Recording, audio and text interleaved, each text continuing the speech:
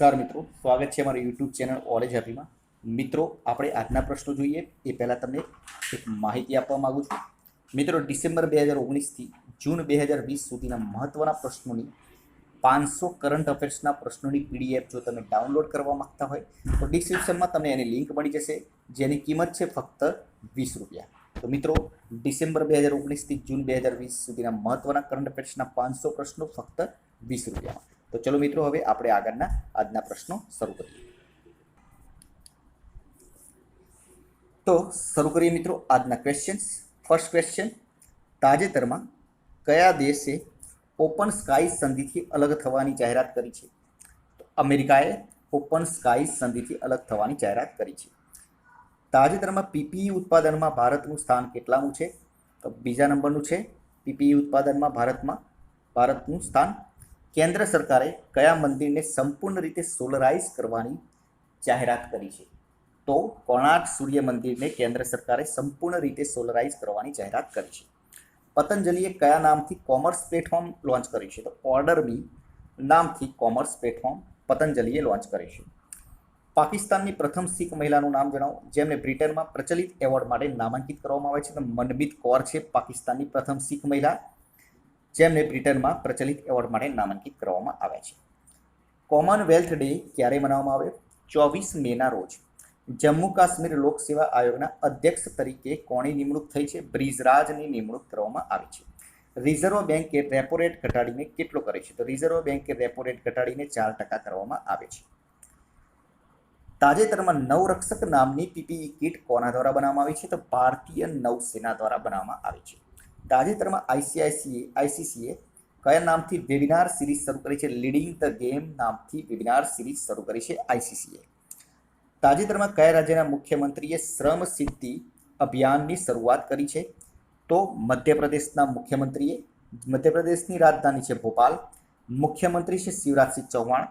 રાજ્યપાલ છે લાલજી ટંડન.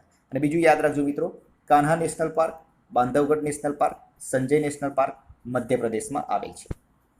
12મા નંબરનો ક્વેશ્ચન, તાજેતરમાં કયા રાજ્યના મંત્રીમંડળે રમતને ઉદ્યોગનો દરજ્જો આપ્યો છે?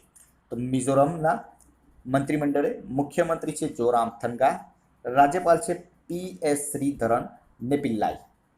13મા નંબરનો ક્વેશ્ચન, તાજેતરમાં બલવીરસિંહ દોસાઝનું નિધન થયું તે કઈ રમત સાથે સંકળાયેલા હતા?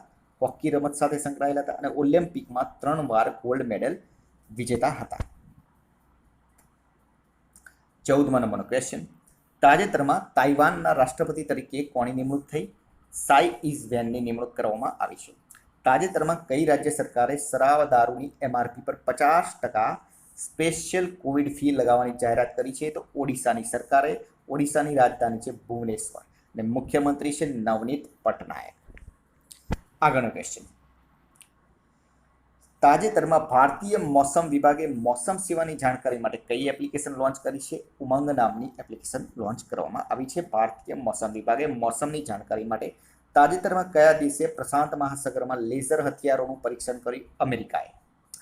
તાજેતરમાં સંયુક્ત રાષ્ટ્ર દ્વારા ભારતના કયા રાજ્યની કુડોલ પહેલને COVID-19 સામે લડવા માટે ટોપ 10માં પહેલમાં સામેલ કરી છે? તો મણિપુર રાજ્ય માટે. અને 20મા નંબરનો ક્વેશ્ચન, તાજેતરમાં FICCI લેડીઝ ઓર્ગેનાઇઝેશનના રાષ્ટ્રીય અધ્યક્ષ તરીકે કોની નિમણૂક કરવામાં આવી છે? જાહ્નવી ફોકનની નિમણૂક કરવામાં આવી છે. 21મા નંબરનો ક્વેશ્ચન, જમ્મુ કાશ્મીર લોકસેવા આયોગના અધ્યક્ષ તરીકે કોની નિમણૂક કરવામાં આવી છે? Brijraj Sharma. RJD international LLC કયા દેશની રેલવે કંપની છે? રશિયા. તાજેતરમાં RBI રેપો રેટ ઘટાડીને કેટલો કર્યો? 4%. તાજેતરમાં આઈસીસીએ કયા નામથી વેબિનાર સિરીઝ શરૂ કરી છે? લીડિંગ ધ ગેમના નામથી વેબિનાર સિરીઝ શરૂ કરી છે. તાજેતરમાં ચંદ્ર પરની કૃત્રિમ માટી બનાવવાની પેટન્ટ કઈ ભારતીય અંતરિક્ષ એજન્સી દ્વારા મેળવવામાં આવી છે? તો ISRO દ્વારા મેળવવામાં આવી છે. રાષ્ટ્રીય આતંકવાદ વિરોધી દિવસની ઉજવણી ક્યારે કરવામાં આવે છે? 21 મેના રોજ.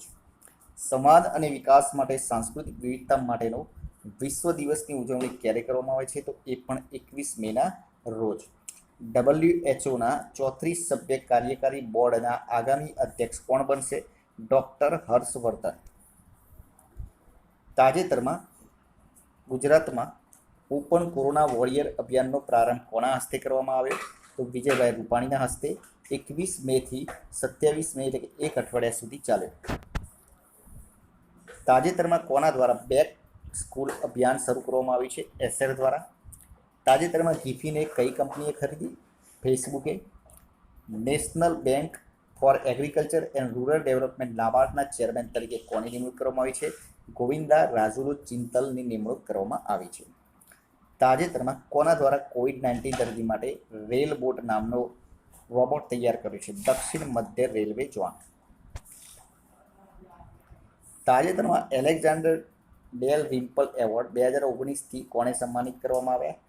વાઇસ એડમિરલ વિનય બદવારને સન્માનિત કરવામાં આવ્યા છે. તાજેતરમાં પ્રથમ કોરોના મુક્ત કેન્દ્ર શાસિત પ્રદેશ કયો બને છે? તો લદ્દાખ જે પ્રથમ કોરોના મુક્ત કેન્દ્ર શાસિત પ્રદેશ બને છે. તો મિત્રો આ હતા આપણા આજના ક્વેશ્ચન્સ. અને આ મિત્રો જો તમે 500 પ્રશ્નોની કરંટ અફેર્સની ડિસેમ્બર 2019થી જૂન 2019 સુધીના પ્રશ્નોની PDF લેવા માગતા હોય તો ડિસ્ક્રિપ્શનમાં તમને લિંક મૂકેલી છે. 20 રૂપિયામાં તમે એ PDF ડાઉનલોડ કરી શકશો. કાલે ફરીથી નવા વિડીયો સાથે મળીશું. જય હિન્દ, જય ભારત.